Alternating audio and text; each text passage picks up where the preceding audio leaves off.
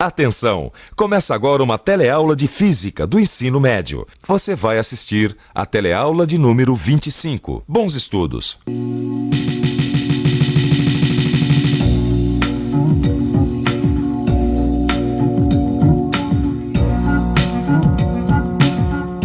Oi, sabe uma coisa que me deixa sempre muito impressionada? Essa mesa, por exemplo, olha só. Parece ser uma matéria muito dura, sólida, resistente, não é verdade? Só que essa mesma matéria é formada por bilhões e bilhões de átomos que são completamente invisíveis aos nossos olhos e que estão em grande agitação. Você não acha isso muito impressionante? Bom, na teleaula de hoje nós vamos falar muito sobre esse assunto. Na teleaula de hoje, você vai entrar em contato com algumas noções básicas de estrutura da matéria. Vai conhecer os estados físicos da matéria e as mudanças nesses estados. Vai aprender também o que é calor latente e calorimetria. E agora, preste bastante atenção, porque a nossa teleaula está apenas começando.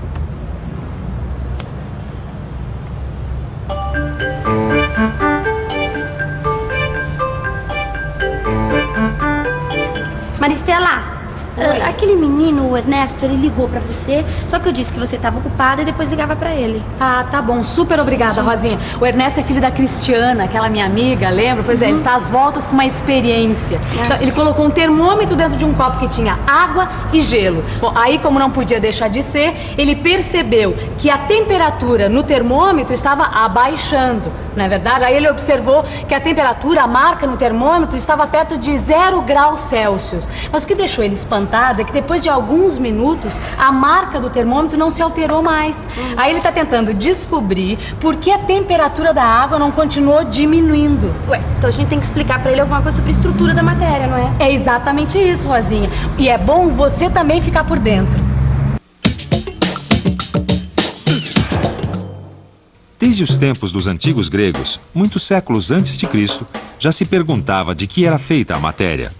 Um filósofo chamado Demócrito acreditava que a matéria era feita de pequenas e minúsculas partes, que não poderiam ser divididas, e chamou essas partículas de átomos. Mas foi somente no início do nosso século que a chamada hipótese atômica foi confirmada experimentalmente.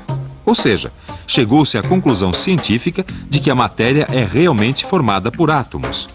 A partir daí, foram desenvolvidos vários modelos que procuravam descrever como era a organização dos átomos no interior da matéria. Um desses modelos mostra a representação da estrutura atômica em suas diversas fases. Este é um modelo da estrutura atômica de um sólido, no caso, um cristal. Os pontos redondos representam os átomos e os traços, as ligações entre eles. Repare que todos os átomos estão bem organizados e cada átomo está ligado ao seu vizinho. Já no estado líquido, a estrutura está mais desorganizada. Os átomos não estão ligados de forma tão rígida quanto no cristal. Finalmente, num gás onde não existe mais uma estrutura bem definida, as ligações entre os átomos são em número muito pequeno. Uma coisa que você já sabe, porque foi vista durante outras teleaulas, é que a energia cinética média das moléculas aumenta à medida que nós fornecemos calor a um corpo. Bom, em uma das teleaulas passadas, você conheceu o conceito de calor específico, que significa a quantidade de calor necessária para elevar 1 grau Celsius a temperatura de 1 grama de um material. Bom, você já sabe, portanto, que para elevar 1 grau Celsius a temperatura de 1 grama de água é preciso fornecer 1 caloria. E também já viu que é necessário 0,55 calorias para elevar de 1 grau Celsius a temperatura de 1 grama de gelo. Isto é, nós já sabemos como fazer para obter o calor específico de uma substância que está no mesmo estado, ou seja, no estado líquido ou no estado sólido. Mas nós não sabemos quando está mudando de um estado para outro. Por isso, o que nós vamos precisar saber é a quantidade de calor para transformar 1 grama de gelo a 0 graus Celsius em 1 grama de água a 0 graus Celsius. Oi, você poderia me dizer o que acontece com esse gelo se ele ficar assim exposto ao ar livre? Derrete. O que acontece com o gelo quando ele está derretendo? Vira água. Ele passa do estado sólido para o estado líquido. Vira água? Do estado sólido para o estado líquido. É isso mesmo. O estado ou fase de uma substância diz respeito a seu estado físico atual, ou seja, se ela é sólida, líquida ou gasosa. E quando acontece a passagem de um estado físico para outro, nós dizemos que houve uma mudança de estado.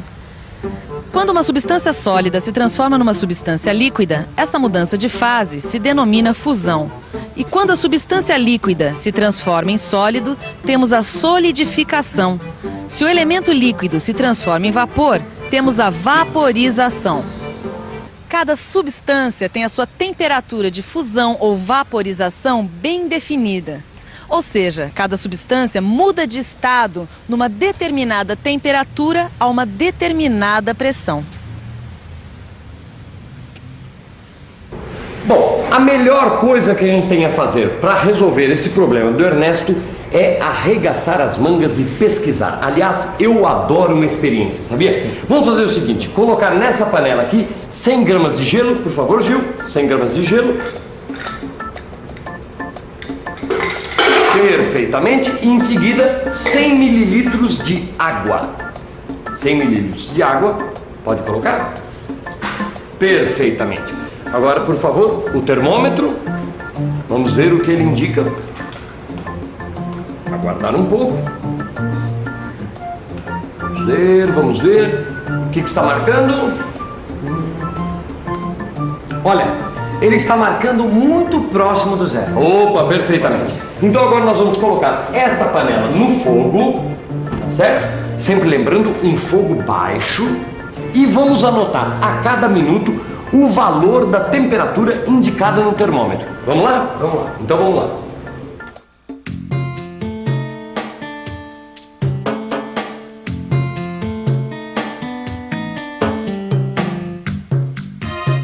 Repare que a partir do 5º minuto, o gelo derreteu e a temperatura da água começou a subir.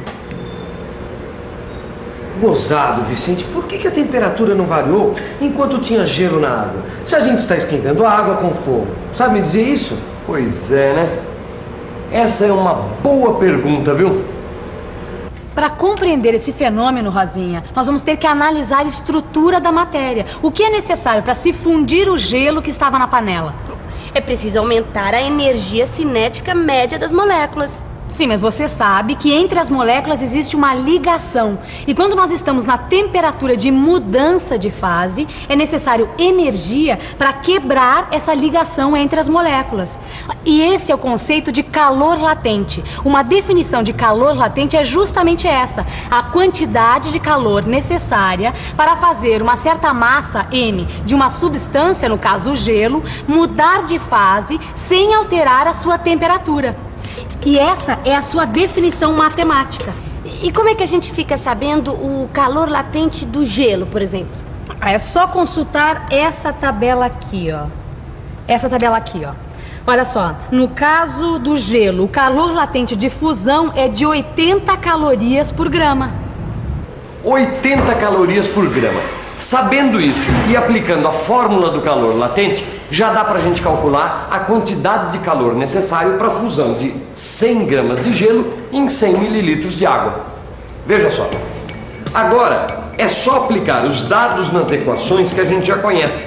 O calor latente de fusão do gelo é igual à quantidade de calor cedida para o gelo dividida pela massa do gelo.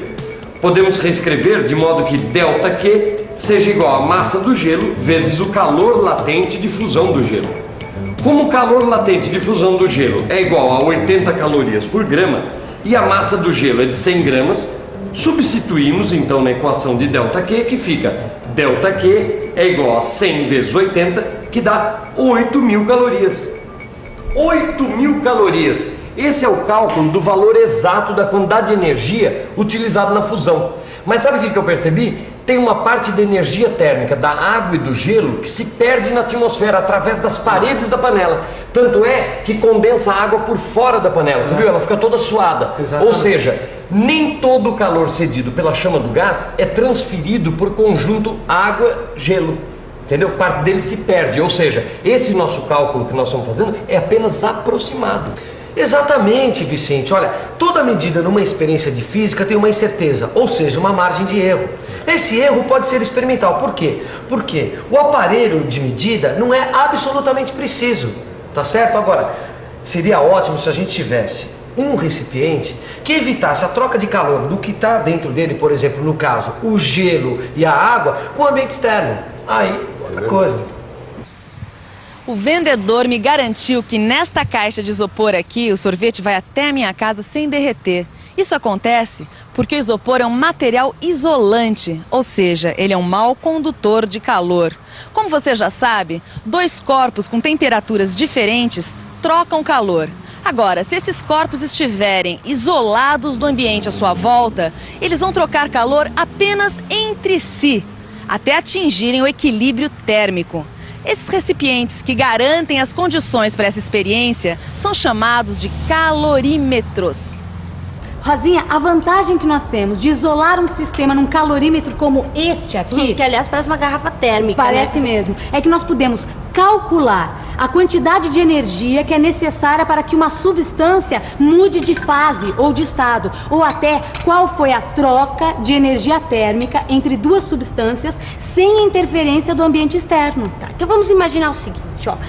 Vamos supor que a gente vai misturar 100 gramas de água a 20 graus Celsius com 100 gramas de água a 80 graus Celsius neste calorímetro. Dá para imaginar, dá para calcular a temperatura final da mistura? Como o sistema está isolado do ambiente externo, todo o calor cedido pela água que está a uma temperatura mais alta será recebido pela água que está a uma temperatura mais baixa.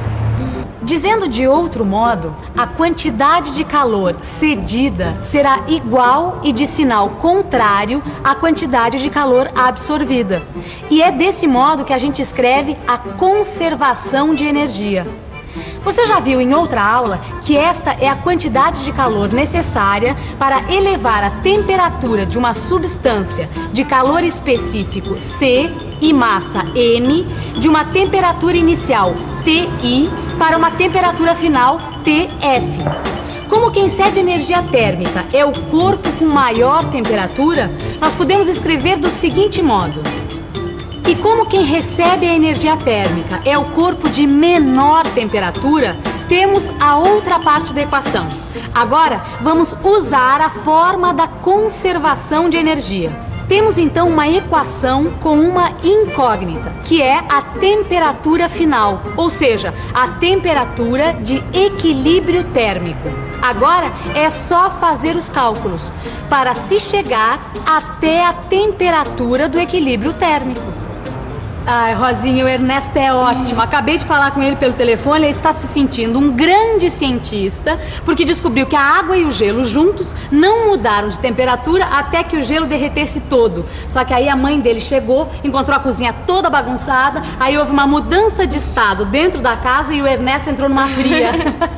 Agora, quente mesmo é fazer uma boa revisão disso tudo que você aprendeu, não é?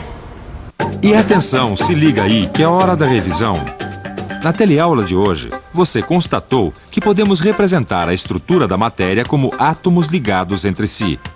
Viu também que a mudança de estado se dá quando uma substância muda de uma fase para outra. Aprendeu que a temperatura de uma substância que está mudando de fase não varia, pois a maior parte da energia térmica cedida ao corpo é utilizada para quebrar as ligações químicas e não para aumentar a agitação molecular. Viu que calor latente é a quantidade de energia necessária para que uma certa massa de uma substância mude de estado. Conheceu qual é a finalidade do isolamento térmico e dos calorímetros. Finalmente aprendeu que podemos usar a conservação de energia para calcular a temperatura final de equilíbrio térmico entre corpos que foram colocados em contato com diferentes temperaturas. Hoje você viu como através de experiências simples e caseiras é possível estudar física, não é mesmo? Aliás, no seu livro de física existem algumas outras equações que você pode estudar e aprofundar mais ainda tudo o que a gente aprendeu na aula de hoje, tá certo? Até a próxima! Até mais!